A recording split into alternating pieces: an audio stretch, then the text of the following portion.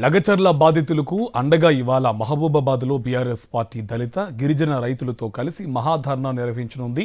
మహబూబాబాద్ తహసీల్దార్ కార్యాలయం ఎదుట ఉదయం 10 గంటల నుంచి మధ్యాహ్నం 1 గంట వరకు ఈ కార్యక్రమం జరగనుంది.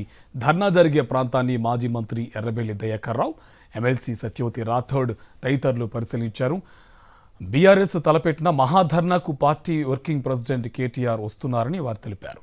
ప్రజలను ఇబ్బంది పెడుతున్న సీఎం రేవంత్ రెడ్డిలో మార్పు రావాలని, ఆయనలో మార్పు వచ్చే వరకు వదిలిపెట్టమని ఎర్రబెల్లి అన్నారు.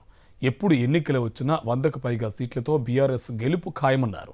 లగచర్ల రైతులపై పెట్టిన కేసులు ఎత్తివేసి వారిని విడుదల చేయాలని, ప్రభుత్వం దిగివచ్చే వరకు పోరాటం ఆగదని స్పష్టం చేశారు.